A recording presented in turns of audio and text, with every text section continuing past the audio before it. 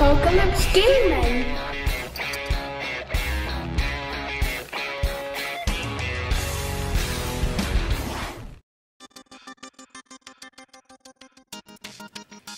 Now, another test that you might have to do is a stand-up test. You could be in this situation because an opposing player has slammed you.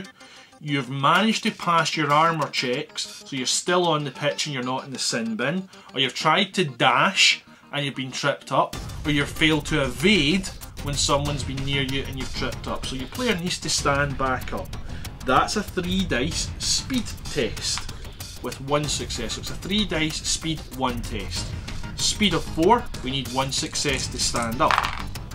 We have 1 success, we have 2 successes, which means we're doubled. Because we have doubled, the player gets to stand up and perform any action that they so choose, as long as it's not a sprint. So they could run, they could slam, they could do anything depending on what actions is available to that player, but it's an immediate free action. Depending on what player it is, depends on what you're going to do, and depending on where the pitch is, depends on what you're going to do. Anything but a sprint though is what you can do. If you're standing up, you also get a +1 for being a striker. This was a striker model, so I should really have an extra dice in there.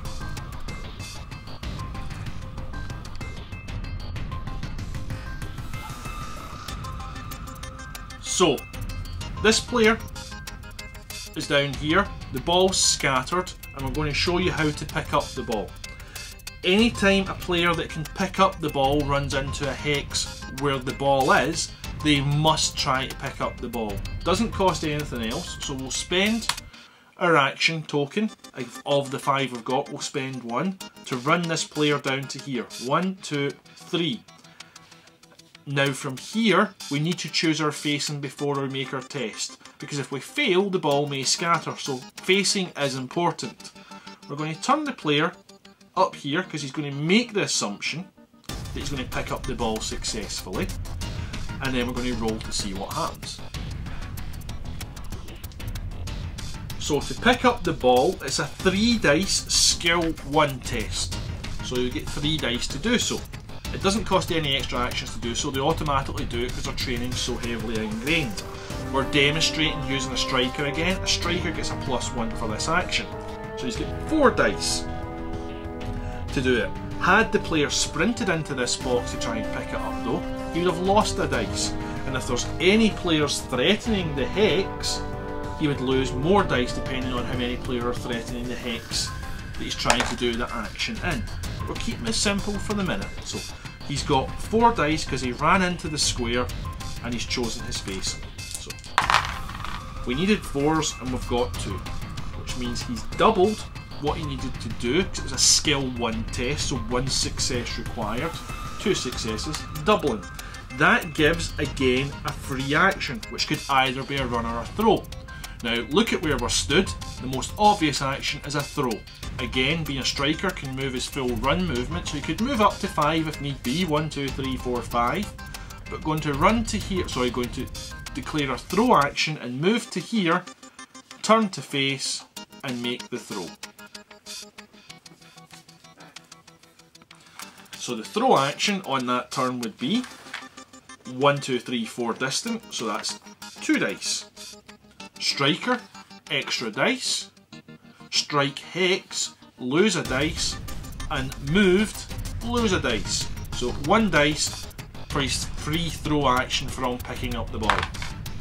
Rolled a 1 and the ball scatters. And the ball will scatter. It's a 3, it's off the board, so roll it again. 2, 1, 2. So the ball would scatter in that direction and the ball would scatter by 4.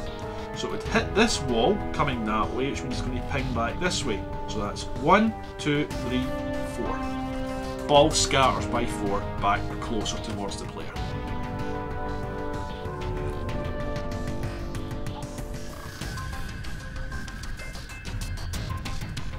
So what happens if the ball hits a wall? Well, it depends on which wall it hits. Most walls have 2 sides. 6 walls on the board have 3 sides, 1, 2 and 3.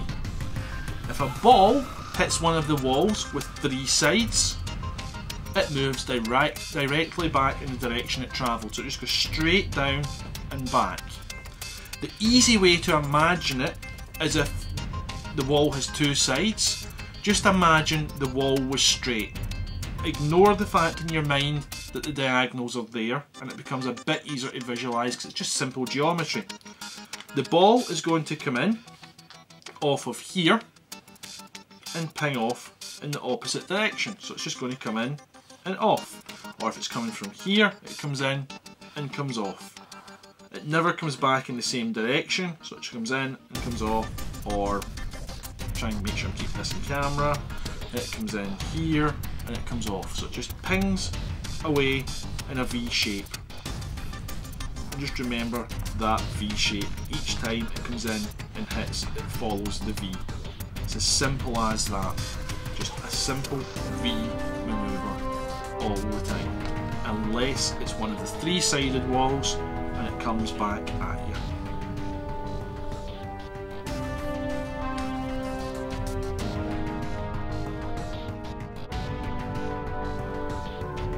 What I want to show you here is the evade rule.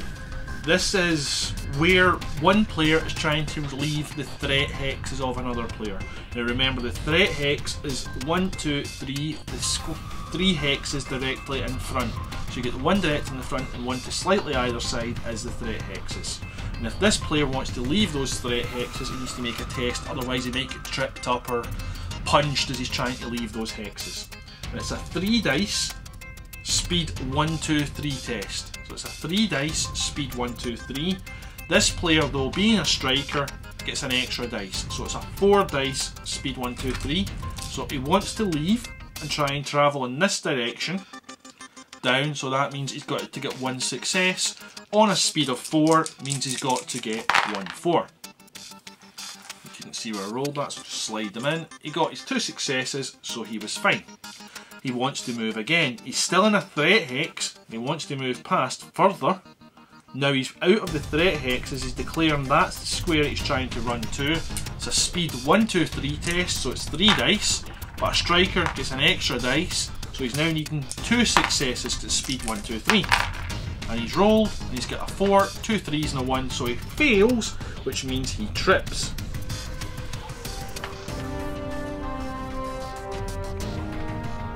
So he trips and lands here. Had he been carrying the ball would scatter, and it would scatter in the direction of whichever coach it was using it. So I'm coaching from this side of the board, so the 1 on the scatter would be here. I've got 1, 2, 3, 4, 5, 6 all the way around. So that then is the main rules. There might be 1 or 2 little bits in there that I've just not mentioned in detail, but that's the main basis of what you need to know to play Dreadball. Very, very simple, very flowing once you start to know the rules, and it doesn't take long to know the rules at all. Where the game challenges is in your tactics, not in the rules, which allows you to get on with being the coach, playing the game, and figuring out how am I going to win this rather than looking at a rule book to figure out mechanics. So I'll now move on and we'll show you how to set up the board. So the first thing that happens is both players roll their dice, and the person who rolls highest gets to choose home or away. We've got the 2 coloured dice. 1 for home, 1 for away, red's away, and the blue dice in the set are your home. So we've got a 2, we've got a 3, I'll choose to go home, and my imaginary opponent over there is the away team. Home player sets up first. After the home player has put out his team, the away player then puts out his team. So I have 3 strikers, 3 jacks, and 2 guards. That's the setup of the human team. And I need to choose which 2 are going in my subs bench and who's going on the pitch. Well, I'm going to take my 2 jacks, because they are the all-rounders, and I'm going to put you in the sub, and I'm going to deploy these people on the pitch. They must be deployed on my half of the pitch, no further forward than that deeper yellow line that you can see. So those central hexes nobody can go into them before the ball's entered play. I'm going to be quite aggressive and make the assumption that I'm going to get the ball, I'm going to go up and try and score very early. So guards are going to sit slightly further back and the strikers are sitting up there ready to grab the ball. The Orc team, the Marauder team, has 3 guards and 5 jacks but no strikers. So it's a different way of playing the game with them. More about smushing, less about skill. There's still going to be some skill involved as well. But because they don't have the strikers, it's a different way you play the team. So as before, 2 need to go in my subs bench and 6 can go on the pitch. Now I'm going to position these in such a way as the player responding, hopefully to try and force some sort of evade tests early on and maybe trip up the player and get him to spill the ball. So I'm positioning these guys pretty far forward so that at least one player, if they come through me, should hopefully enter my threat hex and maybe just get the chance of doing some damage in early. Now, the ball always enters play down this line here, and depending on whose rush it's going to be, it will enter in either side. It always enters in the left hand side of the rush of the person who is actually rush is starting. And the way it enters is you roll your dice, and these DB logos, we'll zoom in a bit now, you can see the DB logos is how far the ball will go. I'll roll it where you can see it, so still can't see it. There we go, we rolled a 6, so the ball went 1, 2, 3, 4, 5, but we've rolled a 6, so it's went 6 and it's went all the way down to the very end.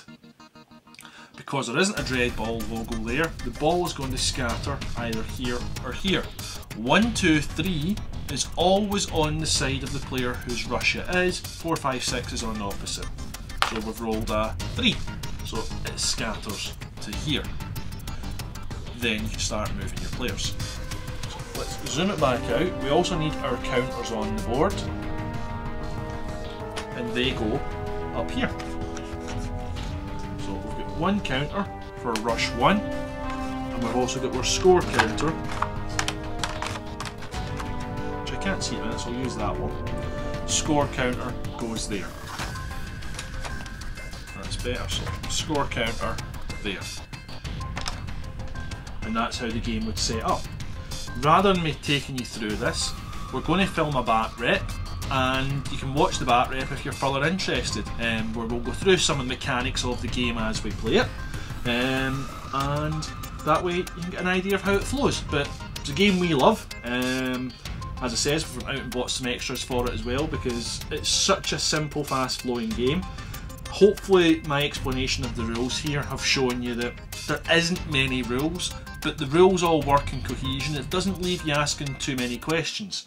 There's a more expanded rule set you can either get if you buy the deluxe edition, or you can buy extra time to upgrade the Kick-Off set that I've shown you. These are the basic rules in Kick-Off, which don't cover some of the extra rulings that can be put in, but there's enough here to give you a good taster of the game, and if you enjoy it, you can easily upgrade. However, there isn't always a need to upgrade every game you've got, and if you want to just stick with it at this level, we find it extremely fun just to play at this level.